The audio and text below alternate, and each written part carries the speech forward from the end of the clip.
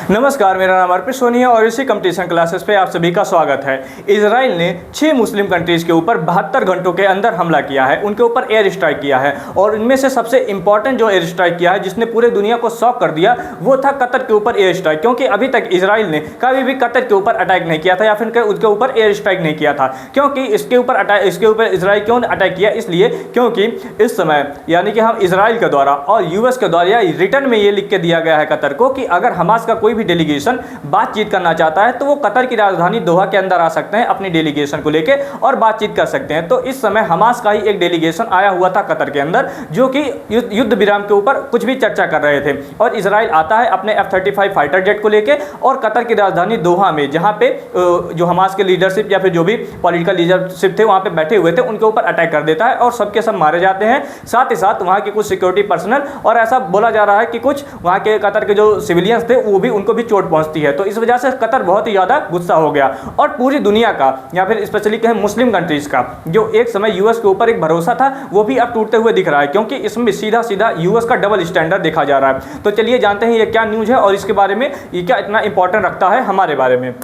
तो अगर हम बात करें तो 72 घंटों के अंदर इजराइल ने 6 मुस्लिम कंट्री जिसमें से पैलेस्टीन जो कि गाजा के साथ इसका तो वार चल ही रहा है, साथ ही साथ Lebanon, Syria, Tunisia, Yemen and for the first time Qatar, पहली बार कतर के ऊपर हमला करता है। और जो क्या नाम है इसका इजराइल क्या इसमें एक्सक्यूज़ देता है कि हमने इसलिए अटैक किया क्योंकि वहाँ पर हमास का डेलीगेशन प्रेजेंट है और जहाँ पर भी इजराइल के एनिमी रहेंगे हम वहाँ पे जाके मारेंगे, हमें ये मैटर नहीं करता कि ये किस देश के अंदर है और यहाँ पे क्या इनकी खासियत है। अगर हम बात करें तो ये अटैक हुआ कहाँ है, तो अटैक हुआ है कतर की जो राजधानी है दोहा वो वहाँ पे एक जगह है लतीफ़िया। तो लतीफ़िया के अंदर हमास के वो लीडरशिप या फिर कहें पॉलिटिकल लीडरशिप वहाँ पर बैठी हुई थी और डिस्कस कर रहे थे और वहाँ पर उनको मार दिया गया और जितने भी लीडरशिप थी सबके सब वहाँ पर मारे जाते हैं। कुछ सिक्योरिटी पर्सनल भी घायल होते हैं, मारे जाते हैं और सिविलियन को भी चोट पहुँचता है। अगर हम बात करें तो ये जो कतर है उसका कैपिटल है दोहा और दोहा में ये जगह है लतीफिया जहां पे ये अटैक हुआ है। तो आप देख सकते हैं कि कितना बड़ा ये अटैक था। इस वजह से जो कतर है वो बहुत ज़्यादा अपने आप को चीटर महसूस कर रहा है क्योंकि यूएस के द्वारा इसको एश्योरेंस दिया गया था कि आपके ऊपर हमला नहीं होगा।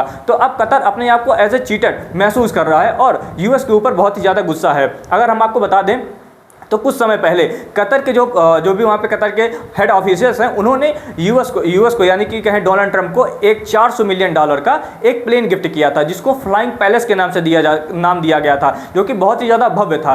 एक इसलिए दिया गया था ताकि यूएस और कतर के बीच में एक ट्रस्ट डेवलप हो सके, लेकिन ये ट्रस्ट अब ब्रेक होता हुआ दिखा दे रहा है। जो कतर है अपने आप को ऐसा समझ रहा है कि हमारे साथ चीटिंग किया गया, हमें बिट्रेड किया गया है। तो इसलिए बहुत ही ज़्यादा कंसर्निंग बात है। 72 घंटे के अंदर जो अटैक किया गया उसके बाद इजराइल ने लेबनान में अटैक किया ये कह के कि हम हिजबुल्लाह को टारगेट कर रहे हैं और लेबनान में इसलिए अटैक कर दिया, सीरिया में अटैक कर दिया मॉनिटरिंग, और ये भी कहा कि जो ईरान से लिंक जो ग्रुप्स हैं हम उनके ऊपर भी अटैक कर रहे हैं। तो जो यमन के ऊपर जो अटैक किया गया और ट्यूनीशिया के ऊपर जो अटैक किया गया उसमें इन्होंने ये कहा कि ईरान से लिंक्ड कुछ ग्रुप यहाँ पे एक्टिव थे और इसलिए हमने उनको मारा है। और सितंबर से जो इजराइल का इस समय एयर स्ट्राइक है वो बहुत ही ज़्यादा इंटेंसीफाई हो गया है। अगर हम बात करें उन लोकेशंस की जहाँ पे ये अटैक किया गया है तो ये ट्यूनीशिया में अटैक किया गया है, इस समय सीरिया में, लेबनान में और गाजा में तो अटैक किया ही जा रहा है, कतर में अटैक किया गया। इस तरह से ये अलग अलग 6 मुस्लिम कंट्रियों में अटैक किया गया। अगर हम बात करें तो ये अटैक के कुछ फुटेज है जो आपको दिखाते हैं कि अटैक कितना ज़्यादा पावरफुल था और कैसे उनको मारा गया है। तो इस वजह से पूरा मुस्लिम कंट्रीज और मुस्लिम लीग इस समय गुस्से में है।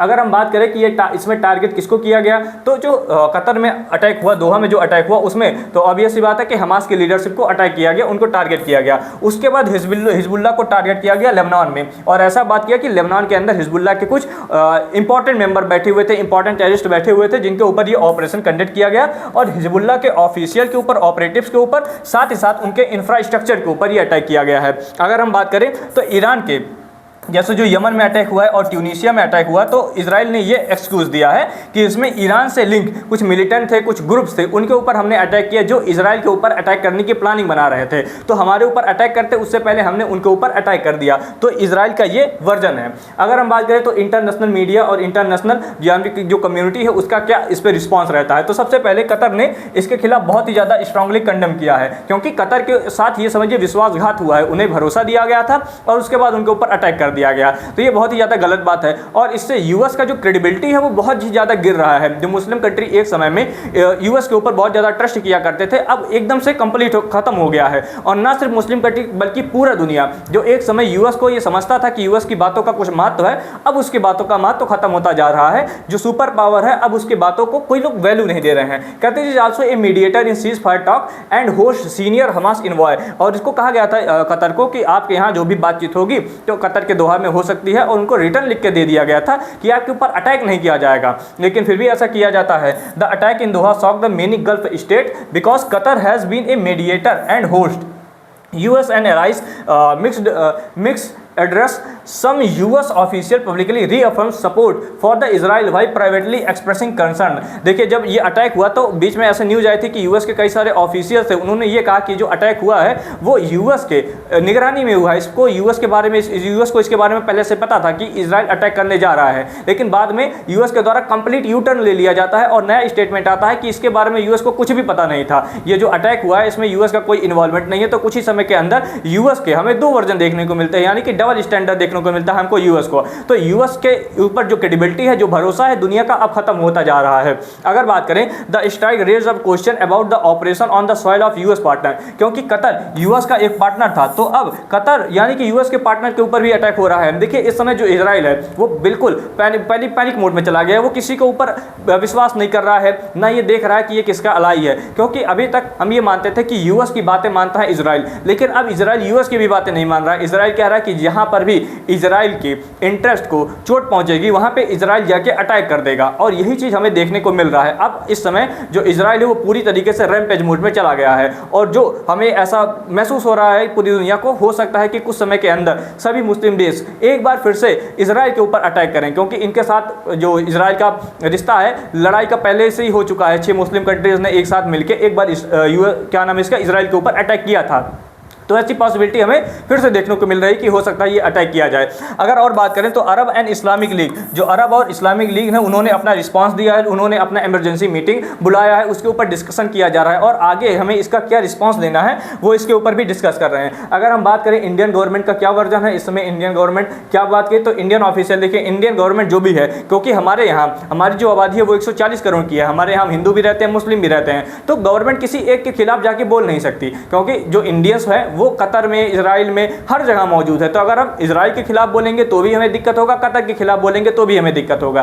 तो इंडिया सिर्फ कहता है कि बातचीत से हर मुद्दे को सॉल्व किया जा सकता है, हमें दूसरे के ऊपर अटैक नहीं करना चाहिए, शांति से हर एक प्रॉब्लम के हल निकल सकता है। तो इंडिया ने वही अपना फिर से रिपीट किया है वर्जन, और इंडियन गवर्नमेंट ने कहा कि we have seen the reports about the Israeli strike in Doha earlier today, we are deeply concern. India हमेशा यही कहता है कि we are deeply concern by this development and its impact on the security situation in region. India responses emphasize the importance of the maintaining regional stability and avoiding action that could endanger peace। जो भी piece को अगर कुछ भी हानि पहुंचती है तो हमें ऐसे एक्शन को अवॉइड ही करना चाहिए। वी स्ट्रांगली अर्ज रेस्ट्रेंट एंड डिप्लोमेसी। हमेशा इंडिया ही कहता है कि हमें डिप्लोमेसी के साथ अपने बात को सुलझाना चाहिए, पीस टॉक से हम बातों को सुलझा सकते हैं। And the peace and security in the region are not in danger. तो यानी कि इस रीजन के अंदर जो पीस और सिक्योरिटी है वो डेंजर ना पहुंचे, बातचीत करिए, डिप्लोमेसी से हर प्रॉब्लम को सॉल्व किया जा सकता है। तो आई थिंक आपको सबको समझ में आया होगा कि इस समय मिडिल ईस्ट में क्या सिचुएशन चल रही है। हर तरह इस समय युद्ध का माहौल है, और एक बार नया युद्ध, एक नया फ्रंट